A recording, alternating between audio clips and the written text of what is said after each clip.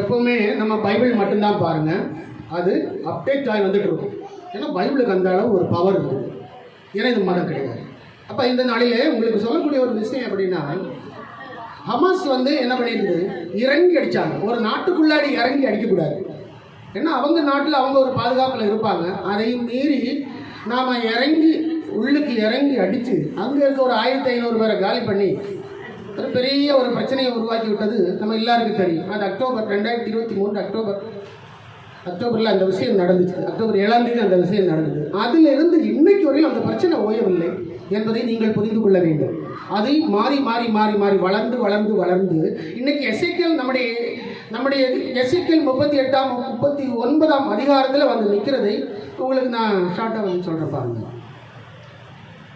இப்போ ஹமாஸுக்கிட்ட மறுபடியும் இப்போ 59 பிணை கைதிகள் இருக்கிறாங்க. இஸ்ரேலை சார்ந்து 59 கைதிகள் இருக்கிறாங்க. நேற்று முதல் நாளைக்கெல்லாம் சொல்லிட்டாங்க, நாங்கள் அவங்கள விட்டுடுறோம் அப்படின்னு சொல்லி. ஆனால் இந்த ஹமாஸ் இப்படி ஆரம்பித்ததுனால நம்முடைய பைபிளில் சொல்லப்பட்ட தீர்க்க தரிசனம் நிறைவேறிட்டுது. எப்படி நிறைவேற்றி தெரியுமா?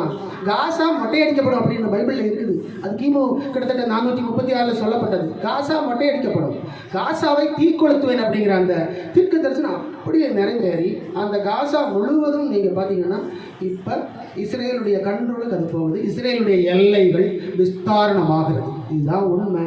மற்றபடி யாரும் ஒன்றும் பண்ண முடியல. அதனால் அன்பான தமிழ் மக்களுக்கு சொல்லக்கூடிய ஒரு விஷயம் என்னென்னு சொன்னால், இஸ்ரேலை யாருமே எதுவும் செய்ய முடியாது.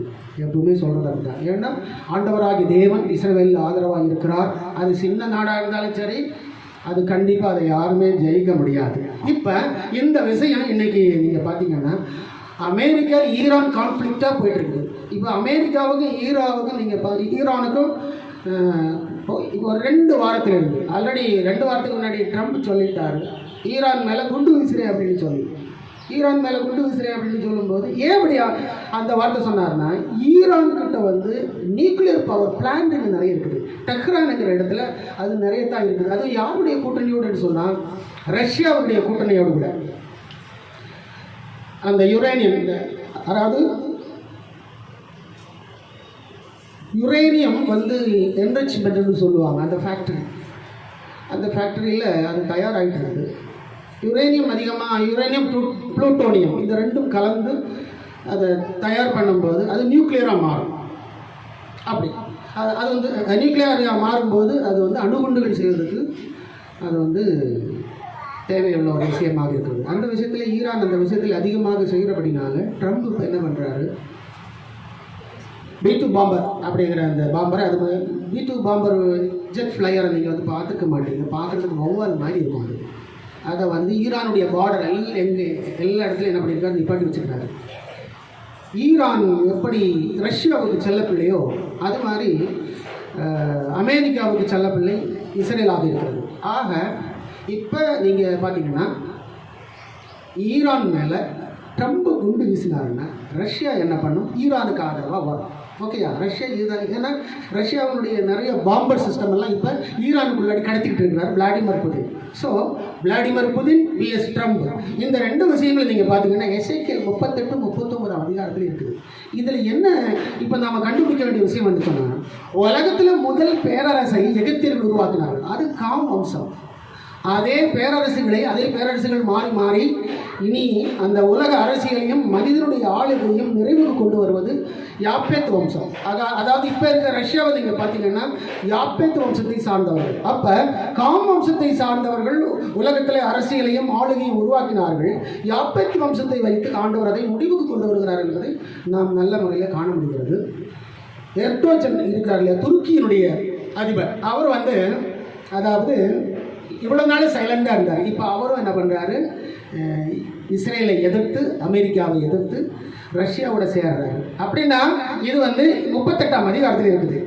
எசேக்கியேல் 38 இருக்குது. 38, 39 டொகர்மா அப்படின்னு இருக்குது. டொகர்மா என்பது அது இப்போ இருக்க துருக்கியை ஆளுகின்ற எர்டோகன் அவருடைய டர்க்கி என்கிற அந்த நாட்டை குறிப்பதாக உள்ளது. ஆக இப்போ நீங்கள் பார்த்தீங்கன்னா ஒரு பெரிய போர் சூழல். இப்போ ரஷ்யாவும் அமெரிக்காவும் சேர்ந்து ஒன்றுக்கொன்று தாக்க ஆரம்பித்தாருன்னு மிடில் ஈஸ்ட் ரொம்ப ஃபயர் ஆகிடும். மிடில் ஈஸ்ட் ஃபயர் ஆகும்போது பொருளாதாரம் வீழ்ச்சி அடைந்திருக்கும்.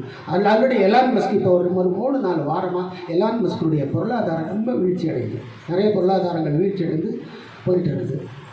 இன்னும் நீங்கள் பார்த்தீங்கன்னா பூகம்பங்கள் பல இடங்களில் வந்து கொண்டிருக்கிறது. இஸ்ரேலிலும் ஒரு பெரிய பூகம்பம் இருக்கிறது. சகரியா தீர்க்கதரிசனத்தில் அது இருக்கிறது. அந்த பூகம்பம் எதுக்கு என்று சொன்னால் இந்த மசூதி விஷயத்தை சரி பண்ணுறதுக்காக தான் அந்த பூகம்பம் அங்கே வரும்.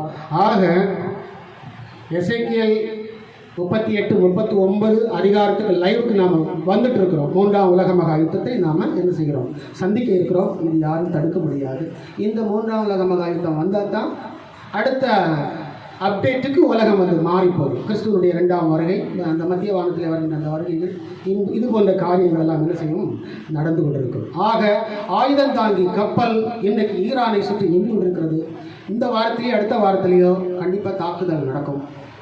அது மாற்ற முடியாது. ஸோ விளாடிமிர் புதினும் ட்ரம்பும் மோதுறாங்கன்னு சொன்னால் ரெண்டுமே பெரிய தலைகள், ரெண்டுமே பெரிய அரசியல்வாதிகள்.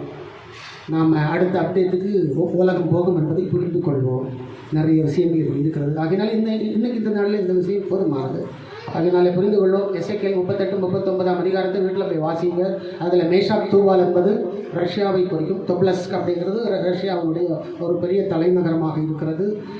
இப்படி நிறைய விஷயங்கள் அங்கே இருக்குது. அதில் ஒரு பெரிய கூட்டணி இருக்குது. அந்த கூட்டணி தான் இப்போ நீங்கள் வந்து பார்க்குறது. இதை பற்றி தெளிவாக சொல்லணும்னா ரொம்ப நேரம் தேவைப்படும். ஆகினால 3ஆம் உலக மகா யுத்தத்துக்கு உலகம் கிட்டத்தட்ட பக்கத்தில் வந்துட்டு, நானும் கிட்டத்தட்ட 2005 சொல்லிட்டு இருக்கிறேன், 3rd World War வருது அப்படின்னு சொல்லி. ஸோ அது ரொம்ப நெருங்கி பக்கத்தில் இப்போ வந்து கொண்டிருக்கிறது. இந்த 3rd World War முடிஞ்சால் தான் பிரஜாதியார் காலம் முடிவுக்கு வரும். அதுக்கப்புறம் எருசலேம் தேவாலயம் கட்டுகின்ற விஷயங்கள் என்று சொல்லி உலகம் அப்டேட்டுக்கு போகும்.